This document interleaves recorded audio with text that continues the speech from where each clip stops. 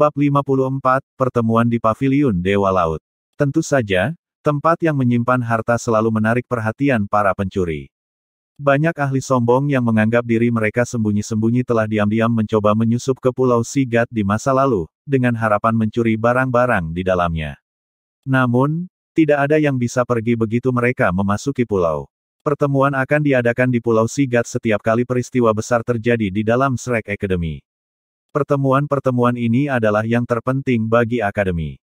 Hanya dekan dan wakil dekan dari Departemen Jiwa Bela Diri dan Departemen Alat Jiwa, bersama dengan para tetua yang tinggal di Hall of Consecration, yang memiliki hak untuk mengambil bagian dalam pertemuan-pertemuan ini.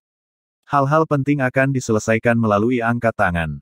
Dekan dan wakil dekan dari kedua departemen masing-masing memiliki satu suara dalam pertemuan ini. Saat ini, aula konferensi besar benar-benar sunyi. Di dalam ruangan, 10 orang duduk di sekitar meja oval panjang. Sebuah kursi telah diletakkan di bagian terdalam, tempat kepala meja panjang itu duduk. Cahaya di sekitar kursi itu sangat redup, orang hanya bisa samar-samar melihat bahwa seseorang tampak sedang berbaring di atasnya. Dibandingkan dengan 10 orang yang duduk di sekeliling meja bundar, posturnya membuatnya tampak sangat tidak biasa. Xian Liner dan Qian Duoduo duduk di sisi kanan meja panjang, di bagian paling akhir, sementara Yan Shaoze dan seorang wanita yang berusia sekitar 50 tahun duduk di ujung meja di sisi kiri. Wanita itu tampak sangat cantik ketika dia masih muda. Meskipun mereka berdua wanita, dia bahkan tidak melirik ke arah Xian Liner. Dia malah mempertahankan penampilan tegas saat dia duduk di sebelah Yan Shaoze. Sama seperti Qian Duoduo, mereka duduk berhadapan satu sama lain. Selain mereka berempat, keenam orang yang duduk lebih dekat ke depan meja semuanya adalah penatua. Masing-masing dari mereka adalah individu tua, berambut abu-abu. Tentu saja, bentuk mereka berbeda, fakta yang dapat dilihat melalui cara mereka masing-masing duduk. Xian Liner, Qian Duoduo, Yan Shaoze, dan wanita yang kelihatannya berumur 50 tahun itu duduk dengan sikap yang relatif tepat, sementara para tetua semua duduk dalam berbagai posisi. Hadir di antara mereka adalah penatua yang dipanggil Wang Yan Penatua Xuan. Dia duduk di dekat bagian depan meja dan di sebelah kanan ketua. Ini juga berarti bahwa dia saat ini duduk di kursi pertama di ujung meja Yan Shaoze. Pada saat itu, Penatua Xuan memiliki stik drum di tangan kirinya dan labu anggur di tangan kanannya. Dia tampak sangat santai sambil terus makan dan minum di meja. Sekarang semua orang telah tiba, mari kita mulai pertemuan. Shaoze, ambil alih rapat. Sebuah suara lembut terdengar. Mendengar suara ini akan menyebabkan seseorang merasa seolah-olah jiwa dan pikiran mereka telah dibersihkan, namun itu tidak cukup untuk membedakan usia pemiliknya. Suara ini datang dari kepala meja, dari suara yang berbaring di kursi yang tersembunyi di dalam kegelapan. Ya, Guru. Yan Shaoze berdiri dan membungkuk ke arah orang yang duduk di ujung meja. Jika ada orang luar yang mendengar cara Yan Shaoze berbicara kepada orang itu, mereka akan melompat kaget. Orang harus menyadari bahwa Yan Shaoze terkenal berusia lebih dari 60 tahun, tetapi kenyataannya, usianya lebih dari 90 tahun. Selanjutnya, gurunya sebenarnya masih hidup dan dalam kondisi baik. Ini berita yang sangat mengejutkan. Bahkan Penatua Xuan meletakkan stik drum dan arak anggurnya ketika dia mendengar suara lembut itu terdengar. Dia menggosokkan telapak tangannya yang berminyak ke pakaiannya, lalu melanjutkan duduk dengan relatif lurus. Tetua residen lainnya juga mengambil posisi duduk yang agak tepat, hanya orang yang berbaring yang mempertahankan postur tubuh mereka. Yan Shaoze membungkuk sedikit ke arah sesepuh di depan. Guru dan sesepuh tetua residen, Liner dan aku telah mengumpulkan semua orang di sini hari ini dan memulai pertemuan Sigat Island untuk masalah yang akan memutuskan apakah akademi kita akan terus makmur di abad-abad mendatang. Bang! Xian Liner keras membanting tangannya ke atas meja. Potong obrolan dan berhenti mencoba menakut-nakuti orang Yan Shaoze. Langsung ke intinya. Petik 2. Para tetua menjadi agak terkejut ketika dia membanting tangannya ke atas meja. Tatapan mereka berubah agak aneh juga. Wanita tua yang duduk di sebelah kanan ketua mengerutkan kening dan berkata, Liner, ini adalah pertemuan di Pulau Dewa Laut. Jika Anda akan membuat keributan, keluarlah. Petik 2. Ada sedikit perubahan pada ekspresi Xian Liner ketika dia mendengar ini. Dia mendengus, tetapi tidak mengatakan apa-apa lagi. Rambut wanita tua itu seputih salju, tetapi tidak ada banyak kerutan di wajahnya. Cahaya yang sangat lembut juga hadir di matanya. Tidak peduli bagaimanapun orang melihatnya, dia terlihat seperti nenek tua yang ramah. Dia kemudian berbalik ke arah Yan Shaoze, memberinya senyum kecil, dan berkata, "Shaoze, lanjutkan." "Ya, Penatua Lin." Yan Shaoze memandang ke arah Xian Liner. Meskipun pandangan agak meminta maaf hadir di matanya, tekadnya bersinar lebih jauh. Sebagai dekan Departemen Jiwa Bela Diri, dia pasti tidak bisa membiarkan perasaan pribadinya memengaruhi keputusannya. Xian Liner memutar kepalanya ke samping, menolak untuk menatap matanya. Yan Shaoze merendahkan suaranya dan berkata, kepada semua tetua residen, masalahnya adalah sebagai berikut, saat dia berbicara, dia tidak menyembunyikan kebenaran. Dia mulai dengan taruhan yang dia buat dengan Qian Duo, lalu menceritakan kinerja Huo Yuhao tanpa melewatkan satu detail pun. Ketika siswa ini kembali dari liburan, tidak hanya dia memiliki jiwa bela diri kedua, itu juga jiwa bela diri ultimate. Meskipun jiwa bela diri pertamanya tidak sebagus itu, sebagai seorang master jiwa tipe ultimate, dia pasti akan menjadi pilar bagi akademi di masa depan, jika dia diasuh dengan hati-hati. Selanjutnya, anak ini adalah anak yatim. Ada kemungkinan bahwa kita juga bisa bertarung untuknya agar tetap berada di dalam akademi. Saya kalah taruhan dengan Din Qian, tetapi harus dinyatakan bahwa hanya Departemen Jiwa Marsial yang memiliki pengalaman untuk meningkatkan dan mengajar seseorang dengan elemen ultimate dengan tepat. Itu juga satu-satunya cara dia mencapai potensi penuhnya. Petik 2. Kata-kata Yan Shaoze sederhana, tetapi dia berbicara dengan cara yang sangat alami saat dia mengungkapkan cara Qian Duo telah memasang perangkap dengan menggunakan strategi untuk memastikan bahwa Huo Yuhao bisa menjadi murid inti dari Departemen Alat Jiwa. Ketika mereka mendengar apa yang dia katakan, terkejut melihat semua wajah tetua residen itu.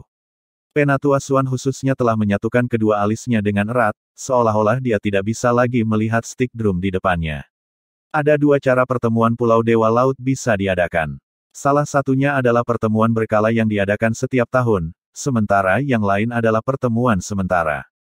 Pertemuan berkala itu normal, tetapi ketika pertemuan sementara diadakan, itu menyiratkan bahwa sesuatu yang besar telah terjadi di akademi. Beberapa kali pertemuan sementara telah diadakan sepanjang perjalanan sejarah telah memutuskan arah yang akan dituju benua. Itu pasti layak menjadi tuan rumah pertemuan sementara untuk Master Jiwa Atribut Ultimate. Namun, ketika tetua residen menyadari bahwa Departemen Jiwa Bela Diri dan Departemen Alat Jiwa berebut murid, ekspresi mereka sedikit santai. Ini adalah masalah internal, itu harus relatif mudah diselesaikan dibandingkan dengan hal-hal lain. Begitu Yan Shaoze selesai berbicara dan duduk, Qian Duo segera berdiri. Saudara sesepuh, saya tidak sepenuhnya setuju dengan narasi Dekan Yan.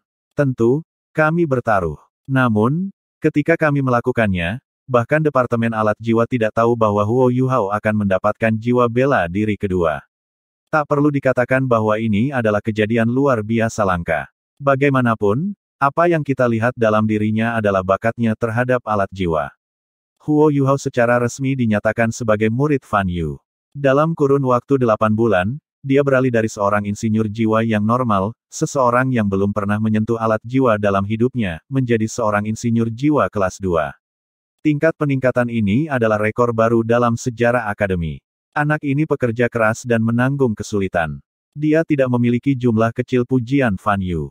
Ketika kami mengetahui hal ini, kami telah memutuskan untuk menerimanya sebagai murid inti. Bagaimana kita bisa membiarkan bakat seperti itu lolos dari jari kita?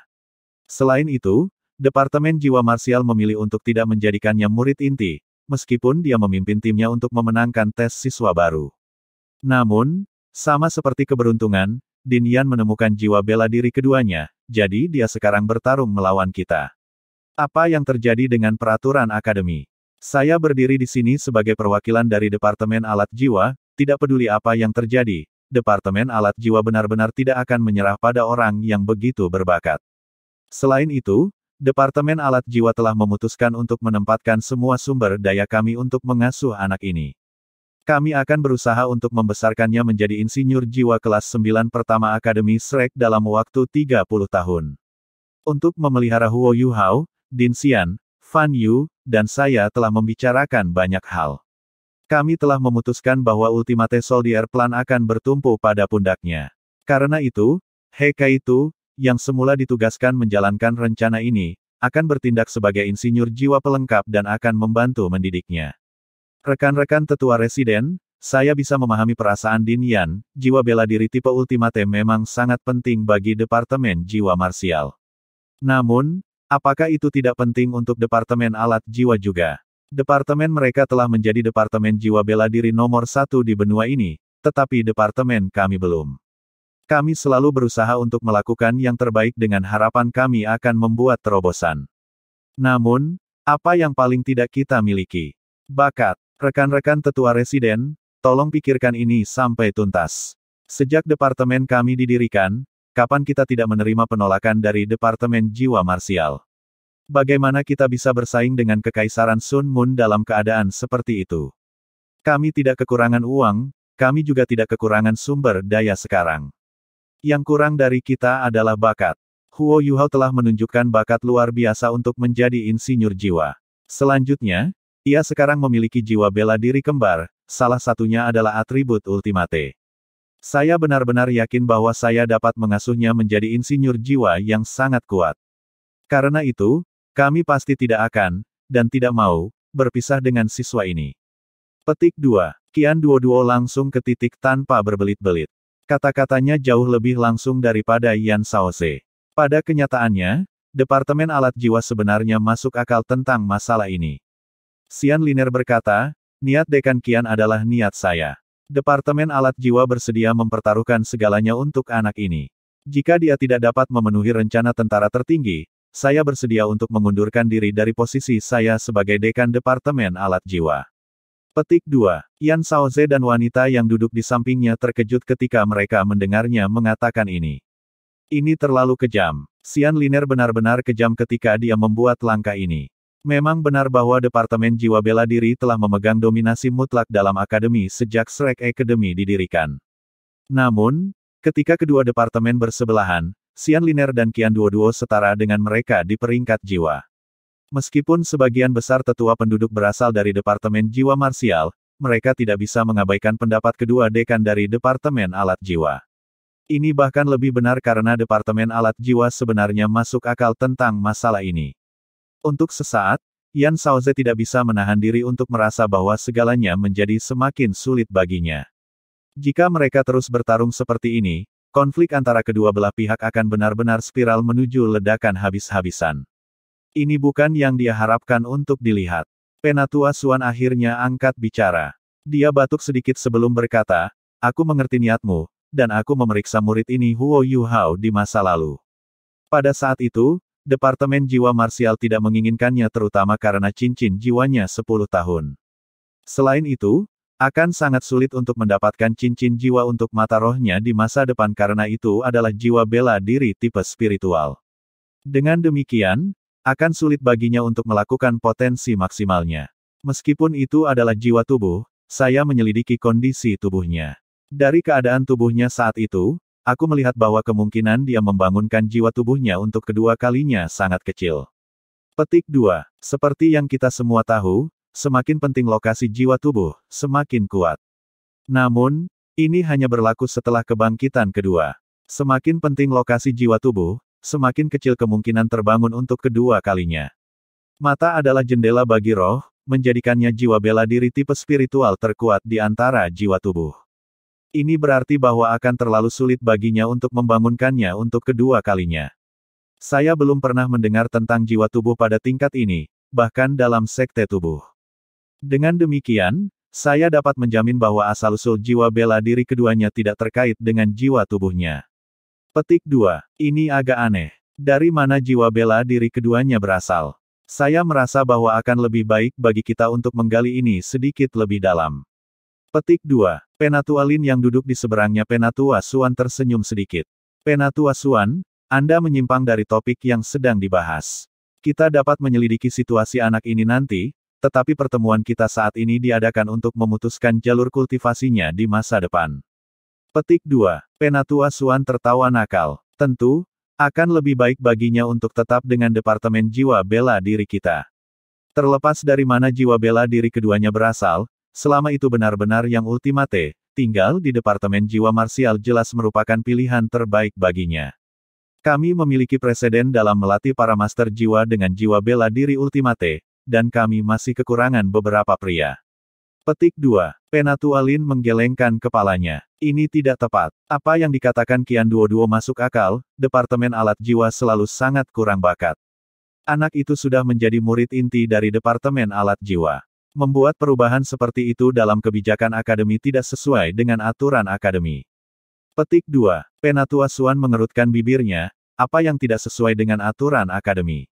Izinkan saya bertanya kepada Anda, dari mana Departemen Alat Jiwa merekrut siswa? Paling tidak, dari tahun ketiga di Departemen Jiwa Marsial. Tapi, bagaimana dengan Huo Yuhao ini? Dia baru memasuki tahun 2. Departemen Alat Jiwa adalah orang yang telah melanggar peraturan sejak awal. Petik 2. Yan Shaoze sangat gembira. Dalam hati ia berpikir, generasi yang lebih tua masih lebih berpengalaman daripada yang lebih muda. Bahkan jika Penatua Xuan biasanya mabuk, dia tidak akan samar pada saat-saat penting. Penatua yang duduk di samping Penatua Lin menggelengkan kepalanya. Penatua Xuan, apa yang Anda katakan tidak memiliki arti sama sekali. Saya memahami insinyur jiwa lebih baik dari Anda, dan ini adalah pertama kalinya saya mendengar seseorang menjadi insinyur jiwa kelas 2 dalam waktu 8 bulan. Aku takut bahkan Kekaisaran Matahari Bulan tidak memiliki murid di level ini. Selain itu, kita semua menyetujui rencana tentara tertinggi selama pertemuan di sini. Sekarang Xian Liner dan Qian Duoduo berusaha merealisasikan rencana ini bersama-sama, kita harus mendorong mereka. Bagaimanapun, siswa ini tinggal di akademi kami, jadi pergi ke Soul Tool Departemen memberikan hasil yang sama. Petik 2. Penatua Xuan mendengus. Sama. Bagaimana itu bisa sama? Meninggalkannya di Soul Tool Departemen adalah menyia-nyiakan bakatnya. Petik 2. Xian Liner menjadi marah, dan berdiri. Penatua Xuan, mengapa meninggalkannya di Departemen Alat Jiwa saya sia-sia? Departemen Jiwa Marsial terus berulang-ulang bahwa mereka memiliki pengalaman dalam melatih seorang guru jiwa dengan jiwa bela diri ultimate, tetapi dari apa yang saya ingat, Huo Yuhao memiliki jiwa bela diri ultimate tipe Ice. Apakah Anda memiliki pengalaman dalam memelihara jiwa bela diri Ice Ultimate? Selain itu, Anda seorang penatua. Anda seharusnya tidak memihak Departemen Jiwa Bela Diri. Karena Anda terus memihak Departemen Jiwa Bela Diri, apakah ada gunanya Departemen Jiwa Alat kami ada? Petik 2. Penatua Xuan menjadi marah juga. Kamu gadis. Saya bias karena jiwa bela diri adalah akar dari guru jiwa, serta akar dari akademi Shrek kami. Departemen Alat Jiwa memang penting, dan aku juga tidak ingin terus membantu Departemen Jiwa Bela Diri dalam perselisihan ini. Kenapa kita tidak melakukan ini? Shaoze, pilih 10 murid inti dari Departemen Jiwa Bela Diri dan biarkan Liner memilih 3 dari mereka untuk pertukaran. Ini seharusnya baik-baik saja. Petik 2. Mata Yan Shaoze bersinar, benar. Ini adalah rencana yang bagus. Bukankah Departemen Alat Jiwa Anda mengatakan bahwa Anda kekurangan bakat? Lalu, saya akan menggunakan bakat untuk barter dengan Anda. Dia buru-buru menyatakan posisinya. Ini bukan masalah. Mengapa kita tidak menggunakan 5 murid inti dari Departemen Jiwa Bela Diri dan menukar mereka dengan Huo Yuhao? Ini bisa dianggap sebagai kita yang memiliki itikat baik. Memang benar bahwa Departemen Jiwa Marsial kita belum cukup mendukung Departemen Alat Jiwa selama bertahun-tahun. Kenapa kita tidak melakukan ini?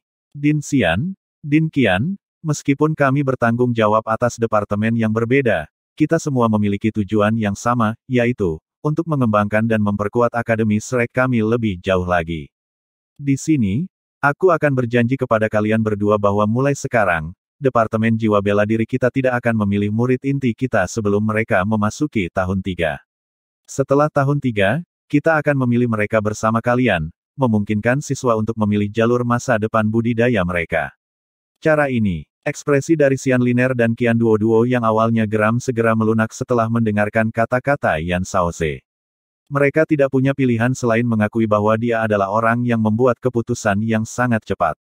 Selain itu, janjinya kepada Departemen Alat Jiwa akan sangat bermanfaat bagi perkembangan masa depan mereka. Pada saat yang sama, ini mengungkapkan tekadnya untuk mendapatkan Huo Yuhao. Kekikiran Qian Duoduo adalah dalam bentuk uang, tetapi kekikiran Yan Shaoze adalah dalam bentuk bakat. Fakta bahwa dia dapat membuat konsesi seperti itu benar-benar menandakan bahwa dia sangat tulus. Penatua Lin, yang duduk di kursi pertama di sisi kanan meja panjang, menoleh ke arah Xian Liner. Liner, bagaimana menurutmu? Xian Liner mengungkapkan cahaya yang merenung di matanya, tapi Qian Duoduo berdiri perlahan. Din Yan, Din Kai, berbagai sesepuh. Saya menyatakan posisi saya atas nama diri saya sendiri. Berkenaan dengan saya sendiri, saya tidak mau menerima perdagangan ini. Tidak peduli berapa banyak kuda baik yang Anda berikan kepada kami, itu tidak akan bernilai 1.000 mil gold. Sejumlah besar bakat yang masuk ke Departemen Alat Jiwa kita akan benar-benar memberi kita kesempatan, tetapi sangat mungkin bahwa satu Huo Yuhao secara langsung dapat membuat kita berkembang. Pada saat itu, akankah kita kekurangan bakat? Dengan situasi Departemen Alat Jiwa kami saat ini, lebih cocok bagi kami untuk menyatukan semua sumber daya kami pada satu orang. Saya sangat berterima kasih atas ketulusan hati Din Yan, tapi saya pribadi berharap kita bisa menjaga Huo Yuhao. Petik 2. Xian Liner perlahan berdiri setelah mendengarkan kata-katanya. Saya setuju dengan kata-kata Din Qian. Departemen Alat Jiwa kami menolak perdagangan. Dia sudah menjadi salah satu murid inti kita, dan kita sama sekali tidak akan menyerah. Petik 2. Ekspresi Yan Shaoze menjadi suram. Dia sudah membuat konsesi yang begitu besar, tetapi Xian Liner dan Qian Duoduo masih tidak mau menyerah padanya. Hatinya melonjak karena amarah. Sebagai dekan Departemen Jiwa Bela Diri, aku akan menyatakan di mana aku berdiri. Munculnya seorang guru jiwa utama terjadi kurang dari sekali dalam 1000 tahun, dan Departemen Jiwa Marsial kita tidak bisa menyerah pada bakat seperti ini. Saya bertekad untuk mendapatkan Huo Yuhao. Karena kami sudah berkumpul di sini hari ini, kami akan memberikan suara untuk menentukan tujuan akhirnya. Petik 2. Wanita di sebelahnya yang belum berbicara perlahan bangkit, saya mendukung Din Yan. Elemen ultimate harus tetap di Departemen Jiwa Bela Diri kita. Petik 2. Dia adalah wakil dekan Departemen Martial Soul, seseorang bernama Kai Meier, yang biasanya tetap berada di halaman dalam. Kedua belah pihak tidak mau saling memberi jalan satu sama lain, dan berbagai sesepuh memiliki ekspresi canggung di wajah mereka. Terlepas dari bagaimana mereka menyelesaikan masalah ini pada akhirnya, mereka akan meninggalkan satu pihak yang tidak bahagia. Lebih jauh, masalah ini pasti akan menyebabkan konflik besar antara kedua pihak. Bahkan jika Departemen Jiwa Marsial memegang keuntungan absolut, Departemen Alat Jiwa masih merupakan bagian yang tak tergantikan dari Akademi. Jika mereka mengalami kemunduran lagi, itu akan sangat merusak perkembangannya. Bahkan ada kemungkinan besar bahwa aliran bakat akan terjadi. Karena itu, berbagai penatua sangat berhati-hati dalam tindakan mereka, tak satu pun dari mereka mengambil inisiatif untuk menyatakan di mana mereka berdiri. Kalian semua, duduk. Suara hangat datang dari orang yang duduk di ujung meja terdengar sekali lagi. Setelah mendengar suara ini, kedua belah pihak yang berlawanan segera mengekang diri mereka sendiri. Mereka dengan hormat duduk kembali di posisi semula. Suara hangat itu berkata dengan acuh tak acuh, kalian berdua sudah menguraikan alasanmu dengan sangat jelas. Namun, tidakkah Anda semua memikirkan kemungkinan tunggal? Izinkan saya bertanya kepada Anda, ketika Akademi Shrek kami didirikan di awal, apa tujuan awal kami? Petik 1. Untuk membina para master jiwa berbakat yang adalah monster. Akademi Shrek hanya melatih monster, bukan orang biasa. Yan Shaoze menjawab dengan hormat. Suara hangat itu berkata, benar, kami hanya melatih monster, bukan orang biasa. Karena itu masalahnya, mengapa kita tidak menjadi sedikit lebih berani dan melatih monster sejati? Anak ini Huo Yuhao telah memenuhi persyaratan untuk dianggap sebagai orang yang sangat berbakat. Dia yatim piatu, dan ini berarti dia tidak akan cenderung ke arah kerajaan tertentu di masa depan. Pada saat yang sama, sangat mungkin dia akan tetap di akademi. Qian Duoduo. Petik 2. Hadir. Qian Duoduo berdiri dengan tergesa-gesa, lalu berkata dengan hormat, penatuamu. Suara hangat itu berkata, aku bertanya kepadamu, selama periode 8 bulan di mana Huo Yuhao dilatih untuk menjadi insinyur jiwa, apakah studinya di Departemen Jiwa Bela Diri terganggu setiap saat? Tidak pernah. Qian Duoduo menjawab segera, dia berlatih selama 4 jam dengan Fan Yu setiap malam. Karena alasan yang tepat inilah aku memanggilnya jenius. Bahkan ketika dia terganggu dengan studinya di Departemen Jiwa Bela Diri, dia mampu menjadi insinyur jiwa kelas 2 hanya dalam 8 bulan. Petik 2. Baik, lalu izinkan saya bertanya kepada Anda semua ini, selama proses di mana Huo Yuhao menjadi insinyur jiwa kelas 2, apakah studinya di Departemen Jiwa Marsial terganggu? Apakah kecepatan kultivasinya menurun? Petik 2. Yan Shaoze berkata, tidak. Jiwa bela dirinya yang kedua terbangun, dan ketika aku bergerak lebih awal, aku bisa mengatakan bahwa kekuatan jiwanya berada di sekitar peringkat 25. Aku sudah menyelidiki ini juga. Anak ini hanya di peringkat 13 ketika ia pertama kali memasuki akademi, tetapi ia mampu meningkatkan kekuatan jiwanya dengan 12 peringkat dalam waktu singkat. Terlepas dari apakah dia berbakat atau beruntung, faktanya ada di depan kita. Jadi, muridmu berpikir bahwa dia lebih cocok untuk tinggal di Departemen Jiwa Bela Diri kita. Bahkan jika kecepatan kultivasinya turun setelah dia mencapai peringkat 30, bakat pada level ini seharusnya tidak terlalu terpengaruh olehnya. Petik 2. Suara hangat itu tiba-tiba tertawa, dan tawanya sedikit kasar. Kamu semua bingung dengan situasi yang dihadapi. Karena anak ini dapat belajar di Departemen Jiwa Bela Diri dan Departemen Alat Jiwa pada waktu yang sama selama 1 tahun penuh tanpa membiarkan studinya jatuh, dan bukannya menampilkan kinerja tingkat jenius. Apa yang Anda perjuangkan? Mengapa Anda tidak membiarkannya belajar di kedua bidang sekaligus? Petik 2. Yan Shaoze, Kai Meier, Xian Liner, Qian Duoduo semua tertegun. Orang perlu menyadari bahwa orang di kursi malas adalah bos asli Shrek Academy. Pada saat yang sama, ia juga adalah guru Xian Liner dan Yan Shaoze. Pria ini adalah Tuan Paviliun Dewa Laut, kata-katanya mutlak di dalam akademi. Bahkan veteran tua seperti Penatua Lin dan Penatua Xuan lebih rendah darinya dalam senioritas. Tidak ada satu orang pun yang berani menolak keputusannya di masa lalu. Xian Liner tidak tahan lagi dan berkata, Guru. Tidak masalah apakah itu Departemen Alat Jiwa kami atau Departemen Jiwa Marsial, semakin seseorang mempelajari suatu subjek, semakin banyak energi yang dibutuhkan seseorang untuk mencapai tingkat yang lebih tinggi di dalamnya. Belajar di kedua departemen pada saat yang sama akan berdampak negatif pada siswa. Dia akan memiliki pengetahuan yang lebih luas, tetapi dia tidak akan menjadi ahli dalam salah satu dari mereka. Bukankah ini sama dengan membuang bakatnya?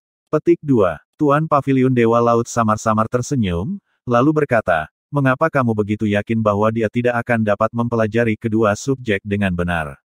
Sebenarnya, kalian semua telah membuat kesalahan. Kalian semua berpikir bahwa jiwa bela diri dasar-dasar departemen dan alat jiwa departemen jiwa saling bertentangan satu sama lain. Namun, izinkan saya mengajukan pertanyaan kepada Anda, bisakah salah satu dari departemen Anda melakukannya tanpa kekuatan jiwa atau jiwa bela diri? Satu-satunya perbedaan antara Departemen Jiwa Bela Diri dan Departemen Alat Jiwa terletak pada metode yang digunakan untuk menyerang dan membela diri, fundamental mereka masih sama. Jadi, Anda tidak perlu terlalu memikirkan hal ini. Petik 2. Liner. Jika kamu benar-benar berharap agar Huo Yuhao menjadi insinyur jiwa kelas 1, kamu harus menyadari bahwa dia juga harus menjadi master jiwa bela diri kelas 1 sebagai prasyarat. Bagaimana dia menciptakan dan mengendalikan yang kuat alat jiwa tanpa kekuatan jiwa yang cukup jika dia tidak? Pada saat yang sama, tingkat di mana kekuatan jiwanya meningkat akan turun secara drastis begitu dia melewati peringkat 30, karena fakta bahwa dia memiliki jiwa bela diri tertinggi. Dengan demikian, jika dia kurang teknik yang tepat dari Departemen Jiwa Marsial untuk menumbuhkan jiwa bela diri pamungkasnya, tidak akan pertumbuhannya terpengaruh. Shaoze, hal yang sama berlaku untuk Anda. Seperti yang Anda lihat, Huo Yuhao sangat berbakat dalam menciptakan alat jiwa. Dia dapat membuat senjata yang kuat untuk melindungi dirinya karena hal ini. Seorang guru jiwa tidak akan menjadi kuat hanya dalam 1 atau 2 tahun, tetapi pada saat yang sama, Anda tidak dapat benar-benar tinggal di sisinya sepanjang waktu, kan? Ketika Anda menemukan sesuatu yang berbahaya, mengandalkan diri Anda untuk bertahan hidup adalah pilihan terbaik. Karena itu, mengapa Anda tidak membiarkannya menjadi insinyur jiwa juga? Selain itu, Akademi Shrek kami saat ini tidak memiliki insinyur jiwa kelas 1. Nah, saya sudah memutuskan untuk membiarkan anak ini berkultivasi di kedua sekolah dan memperlakukannya sebagai keberadaan khusus di dalam akademi. Anda seharusnya tidak memaksa anak untuk memilih. Sebaliknya, Anda harus menciptakan lingkungan yang nyaman di dalam akademi untuk membiarkannya berkultivasi dengan damai. Anda semua telah mengabaikan fakta penting, apa pikiran Huo Yuhao. Lagi pula, usianya baru 12 tahun. Jika Anda terlalu menekannya, itu hanya akan berdampak negatif pada pertumbuhannya di masa depan. Hal terbaik yang harus dilakukan, setidaknya untuk sekarang, adalah membiarkan segala sesuatunya seperti sekarang. Biarkan dia terus belajar seperti sebelumnya. Kedua departemen akan menghabiskan jumlah sumber daya yang sama dengannya. Adapun untuk masa depan, aku tidak benar-benar terburu-buru. Jika dia terus menerima nilai bagus di tes kedua departemen, maka kita akan benar-benar melatih monster yang luar biasa, seorang prajurit tertinggi yang nyaris sempurna. Petik 2. Begitu mereka mendengar Tuan Paviliun Dewa Laut, semua veteran mengangguk satu demi satu. Kulit mereka menjadi lebih baik juga. Xian Liner berkata, Guru, apa yang harus kita lakukan jika nilai Huo Yuahao mulai turun? Tuan Paviliun Dewa Laut tersenyum tipis dan berkata, bukankah sudah jelas? Jika itu terjadi, biarkan dia memilih departemen. Dia akan bergabung dengan departemen yang paling disukainya. Jika itu terjadi, kita tidak perlu untuk melakukan hal lain. Namun, Penatua Xuan, jangan bertanya tentang jiwa bela diri kedua anak lelaki itu. Meskipun saya juga ingin tahu, saya dapat mengatakan dengan pasti bahwa anak ini memiliki hati yang sangat baik dan tegas. Dengan demikian, tidak masalah apa jiwa bela diri keduanya, tidak perlu bagi kita untuk mengorek rahasia ini. Petik 2. Aku mengerti, Paviliun Master. Penatua Xuan mengangguk setuju. Yan Shaoze dan Xian Liner saling memandang, ekspresi tegang mereka sekarang jauh lebih longgar daripada sebelumnya. Karena kedua belah pihak mengalami jalan buntu, hasil ini tampaknya menjadi yang terbaik. Tuan Paviliun Dewa Laut berkata, jika tidak ada keberatan lebih lanjut, pertemuan ini dapat dianggap selesai. Shaoze, Liner, kalian berdua tidak boleh berhubungan dengan bocah itu lagi. Pada usianya, lebih baik jika hatinya terfokus pada kultivasi yang rajin. Semakin sedikit dia terganggu oleh dunia luar, semakin baik. Petik 2. Iya nih. Sejauh menyangkut Akademi Shrek, pertemuan ini telah menyelesaikan segalanya. Nasib Huo Yuhao juga telah diputuskan. Huo Yuhao menerima berita dari Fan Yu segera setelah itu, Akademi telah memutuskan bahwa Huo Yuhao sekarang menjadi murid inti dari Departemen Jiwa Marsial dan Departemen Alat Jiwa. Dengan ini, dia menjadi orang pertama dalam sejarah Akademi yang menjadi murid inti kedua departemen. Adapun janji lain Yan Shaoze, dia memutuskan untuk tidak mengangkatnya. Fan Yu mendesak Yu Hao untuk terus berkultivasi dengan dedikasi. Bagaimanapun, dia sekarang harus menghadiri kelas di Departemen Jiwa Marsial di siang hari, kemudian belajar di Departemen Alat Jiwa di malam hari. Dia juga mengingatkannya bahwa besok malam dia harus pergi dan mengikuti tes kemajuan Departemen Alat Jiwa. Hasil ini memberi Huo Yuhao ruang bernapas. Tidak harus memilih adalah pilihan terbaik baginya. Tes kemajuan untuk siswa kelas 2 Martial Soul Departemen belum berakhir. Bagaimanapun, siswa dari kedua kelas digabungkan berjumlah lebih dari 100. Butuh waktu cukup lama, mengingat fakta bahwa mereka harus diuji satu persatu.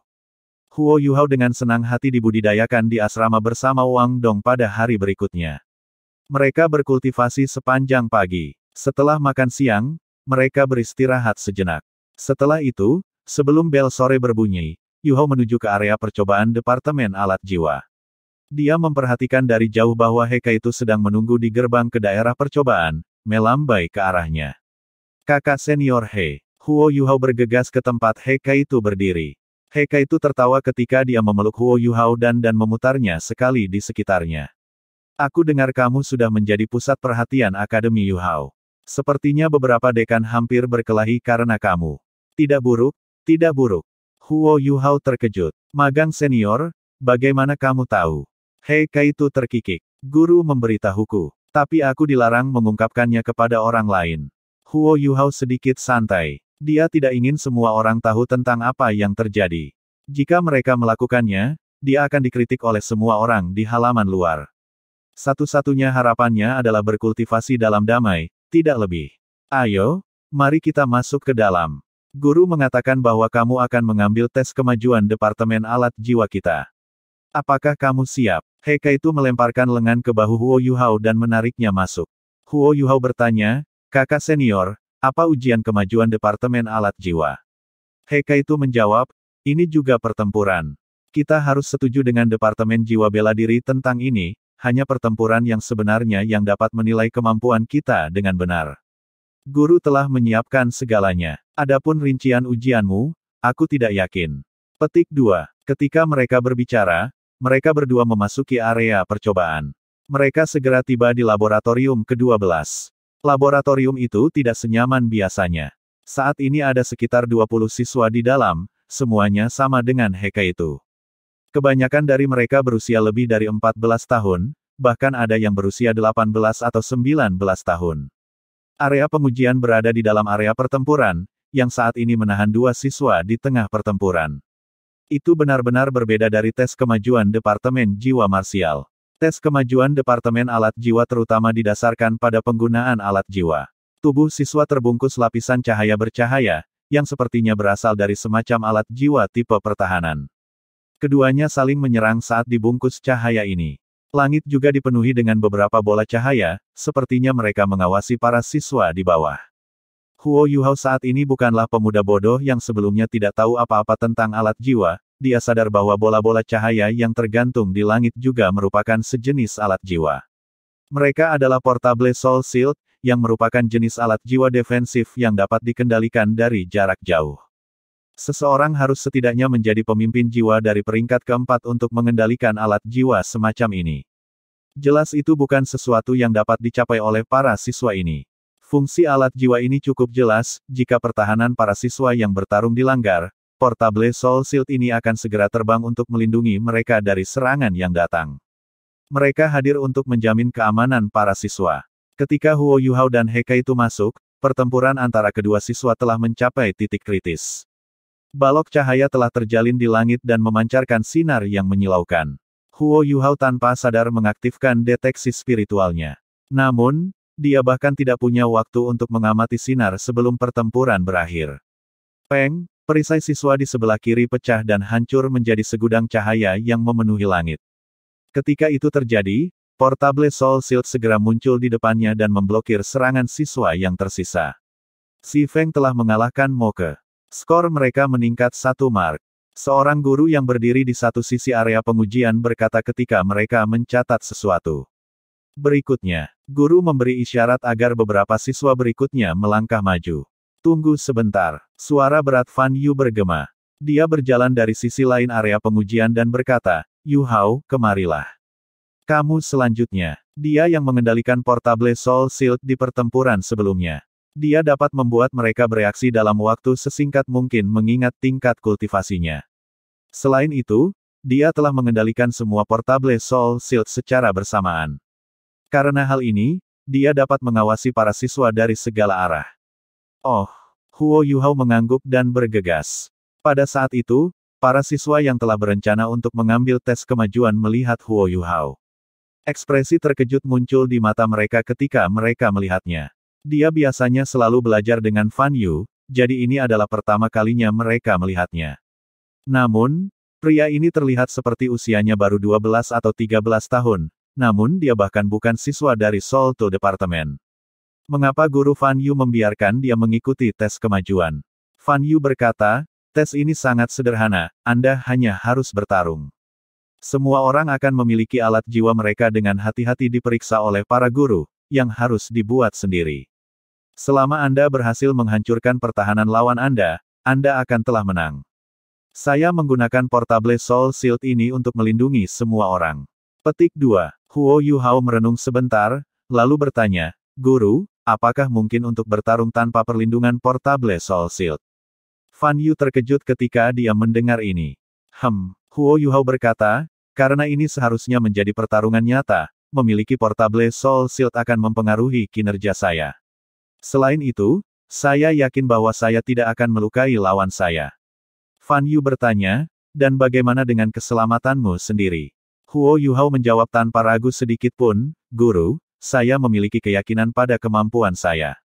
Fan Yu tersenyum samar, lalu berkata, baik. Dengan ini, kita akan melakukan hal yang Anda suka. Ingatlah untuk meminta bantuan jika Anda tidak dapat memblokir serangan. Dengan deteksi spiritual Anda pasti akan menjadi dapat mengetahui apakah Anda tidak bisa. Nah, silakan dan ikuti tes. Petik 2. Iya nih. Huo Yuhao memasuki area pengujian dengan langkah besar. Ketika dia melakukannya, dia mulai menyesuaikan alat jiwa yang dia buat sendiri. Pada saat itu, Para siswa dari Soul Tool Departemen akhirnya memperhatikan lencana di dada Huo Yuhao yang menunjukkan statusnya sebagai insinyur jiwa peringkat kedua. Apakah ini nyata? Dia benar-benar insinyur jiwa peringkat kedua. Bab 55, Insinyur Jiwa. Poin kuat sejati Huo Yuhao. Fan Yu memiliki pandangan yang baik di matanya saat dia melihat Huo Yuhao memasuki lapangan. Bagaimanapun, seorang guru akan selalu berharap agar murid-murid mereka menjadi luar biasa. Sulit menemukan guru yang baik, tetapi menemukan siswa yang jenius sama sulitnya. Terlepas dari apakah dia berbakat atau rajin, Fan Yu yang ketat sangat senang. Bahkan jika dia menghabiskan waktu lebih lama mengajar Heka itu, status Huo Yuhao di hati Fan Yu sudah melebihi Heka itu. Dia bisa mengatakan bahwa prestasi masa depan Huo Yuhao akan jauh melampaui Heka itu. Kamu jeda, Tang Suis Feng, Ling Sui. Fan Yu berbalik dan memanggil kumpulan peserta ujian berikutnya. Dua pria dan satu siswa wanita berjalan dengan tergesa-gesa dan dengan hormat menyambut Fan Yu. Fan Yu berkata, kalian bertiga, naik bersama. Tujuan Anda adalah mengalahkannya. Jika Anda bisa mengalahkannya, Anda akan lulus ujian kemajuan tahun ini. Petik 2. Tiga siswa berusia sekitar 15 hingga 16 tahun. Mereka tidak bisa tidak melihat satu sama lain dalam kebingungan dan cemas setelah apa yang baru saja mereka dengar. Ye Chanying berkata, Guru Fan Yu, apakah Anda yakin? Teman sekelas ini. Fan Yu mengerutkan alisnya dengan erat. Apakah kamu tidak mendengarku? Fan Yu adalah seorang guru khusus di Departemen Alat Jiwa. Setelah kedua dekan, ia memiliki otoritas terbesar di dalam departemen. Meskipun ketiga siswa itu bingung, mereka tidak berani mengatakan apa-apa lagi. Mereka segera memasuki area pengujian dengan alat jiwa mereka yang lengkap. Sang pengawas mengungkapkan tatapan ragu-ragu di matanya dan mengarahkan pandangan bertanya ke arah Fan Yu. Fan Yu berjalan mendekatinya, lalu berbisik, itu murid pewarisku. Saya ingin menguji batasnya saat ini. Jangan khawatir, ini tepat. Mulai. Oke. Proktor itu tentu saja tidak berdebat dengan keputusan Fan Yu. Kedua belah pihak, persiapkan dirimu. Huo Yuhao terkejut ketika dia mendengar Fan Yu mengirim tiga siswa ke area pengujian. Dia bisa mengatakan pada usia mereka bahwa mereka setidaknya siswa tahun ketiga dan bahkan mungkin tahun keempat. Meskipun sebagian dari siswa Departemen Alat Jiwa adalah mereka yang telah dieliminasi dari Departemen Jiwa Marsial, mereka sebagian besar terdiri dari Master Jiwa tipe tambahan. Namun, ini masih Akademi Shrek. Tidak ada siswa yang lemah di antara mereka yang mampu bertahan sampai tahun 3 atau 4. Huo Yuhao merasa seperti kepercayaan gurunya pada dirinya sedikit berlebihan. Meskipun dalam hati dia heran, Huo Yuhao tidak berencana mundur. Dia mengamati ketiga siswa ini dengan seksama ketika dia mulai merumuskan sebuah rencana. Semua tiga siswa semua membawa lencana menandakan jajaran insinyur jiwa mereka. Mereka semua insinyur jiwa kelas 2 sama seperti dia. Mulai. Mengikuti teriakan guru, ketiga siswa yang menghadapnya membuat gerakan secara bersamaan, dan cincin jiwa mereka bangkit dari kaki mereka. Yang tertua dari ketiganya, Ye Chanying, memiliki 3 cincin jiwa kuning, sementara dua lainnya masing-masing memiliki 2 cincin jiwa kuning. Mereka dengan cepat mengangkat tangan mereka saat mereka melepaskan jiwa bela diri mereka dan kilatan cahaya meletus saat mereka mengaktifkan alat jiwa mereka. Dalam situasi saat ini di mana dia bertarung melawan tim yang terdiri dari 3 orang, termasuk seorang penatua jiwa, sendirian, Huo Yuhao bertanya-tanya apakah dia punya peluang sama sekali. Dalam situasi seperti ini, dia hanya bisa menang jika dia memiliki unsur kejutan. 2 cincin jiwa putih tiba-tiba bangkit dari kakinya, dan cincin jiwa keduanya berkedip sedikit. Setelah itu, tubuhnya tanpa suara menjadi agak ilusi, tetapi 3 siswa yang dia hadapi tidak memperhatikan. Segera setelah itu, sebuah pemandangan yang mengejutkan mereka terjadi. Sebuah tabung logam hitam, 1,5 meter panjang muncul di bahu Huo Yuhao, lalu langsung menembakkan sinar cahaya putih yang intens. Belum lagi ketiga siswa yang dihadapi Huo Yuhao, bahkan sang pengawas tertegun oleh pemandangan di depannya. Dia akan memanggil mereka untuk berhenti, tetapi Fan Yu meletakkan tangannya di bahunya, menyebabkan dia menelan kata-kata yang akan dia ucapkan. Apa tabung logam itu? Semua siswa di Departemen Alat Jiwa telah melihatnya sebelumnya, tetapi tidak ada dari mereka yang menggunakannya selain Heka itu. Itu adalah meriam jiwa yang diam. Alat jiwa stasioner terkenal karena kekuatan mereka, dan meskipun mereka tidak membutuhkan terlalu banyak kekuatan jiwa untuk diaktifkan, itu sangat sulit untuk mengendalikan mereka. Karena ini, bahkan Grandmasters jiwa 2 cincin dapat menggunakannya, meskipun dengan kesulitan. Namun, setiap cangkang meriam sangat mahal, satu tembakan berharga lebih dari 100 koin jiwa emas. Akademi bahkan belum menerapkan kursus untuk menggunakannya. Namun, bahkan jika seseorang belum pernah makan daging babi sebelumnya, mereka masih akan melihat babi di kehidupan nyata di masa lalu. Ketika siswa memasuki Soul Tool Department, pelajaran pertama yang harus mereka hadiri melibatkan mengamati kekuatan dari alat jiwa yang diam. Meriam jiwa stasioner yang muncul di tubuh Huo Yuhao identik dengan yang mereka lihat di masa lalu. Mereka masih ingat dengan jelas parit panjang 10 meter, 3 meter yang menakutkan yang telah menghancurkan tanah ketika meriam ditembakkan. Setelah itu, guru mereka telah menjelaskan bahwa pemimpin jiwa yang memiliki kurang dari 6 cincin pasti akan mati jika mereka menerima serangan langsung dari meriam jiwa yang diam. Karena itu, bagaimana mungkin mereka bertiga tidak terpana ketika mereka melihat sinar putih dari tabung hitam? Semburan cahaya putih menandakan penembakan meriam jiwa yang tidak bergerak, itu adalah sesuatu yang tidak dapat diubah. Ini bukan sesuatu yang bisa diblokir oleh Portable Soul Shield. Selain itu, mereka bahkan belum melihat Portable Soul Shield mereka muncul. Satu-satunya hal yang bisa mereka lakukan sekarang adalah menyerah pada serangan mereka dan melarikan diri. Mereka juga tahu masalah yang dimiliki alat jiwa stasioner, mereka harus diarahkan secara manual oleh seseorang, mereka tidak dapat secara otomatis mengunci musuh. Mereka bertiga secara bersamaan berlari ke 3 arah yang berbeda. Pada titik ini, mereka tidak lagi peduli bahwa mereka sedang menjalani tes kemajuan mereka. Kehidupan mereka lebih penting dari itu. Yang tercepat dari ketiganya adalah Tang Suis Feng. Cincin jiwa keduanya berkedip ketika bayangan tiba-tiba muncul di sampingnya. Segera setelah itu, dia mempercepat dan melintasi jarak 10 meter dengan satu lompatan. Senyum tipis muncul di wajah Huo Yuhao ketika dia melihat ini. Di bawah tatapan heran para siswa yang menyaksikan, alat jiwa stasioner yang jelas mulai urutan penembakannya tanpa suara menghilang. Setelah itu, dia meluncur ke depan dengan cara yang seperti hantu menuju Tang Suis Feng yang cepat. 2 lampu biru muncul di pergelangan kakinya saat ia mempercepat, menyebabkan kecepatannya dengan cepat mencapai Tang Suis Feng. Tang Suis Feng tiba-tiba melemparkan dirinya ke tanah dan meringkuk menjadi bola. Dia kemudian mendorong kekuatan jiwanya ke batas, menyebabkan lapisan cahaya menyelimutinya. Ini adalah Portable Soul Shield yang dia ciptakan secara pribadi untuk mempertahankan dirinya. Namun, ledakan yang dia harapkan tidak datang, membuatnya heran. Semua yang ada di belakangnya tampak sunyi senyap. Tang Suis Feng tertegun. Apa itu tadi? Mengapa meriam jiwa yang diam tidak membuat kebisingan? Pada saat itu, dia secara tidak sadar mengangkat kepalanya untuk melihat apa yang terjadi. Namun begitu dia melakukannya, dia melihat wajah yang hangat dan tersenyum di depannya. Meskipun kemampuan defensif dari Portable Soul Shield tidak buruk, itu lebih cocok untuk serangan jarak jauh, dengan kata lain, itu lebih baik digunakan untuk bertahan melawan kekuatan jiwa. Kemampuan bertahan melawan serangan fisik tidak terlalu baik. Sebuah belati yang berkedip dengan cahaya pijar tanpa suara menembus perisai Tang Suis Feng. Begitu dia selesai mengangkat kepalanya, bila pisau mencapai matanya dan dengan lembut mengetuk kepalanya. Setelah itu, wajah tersenyum menghilang.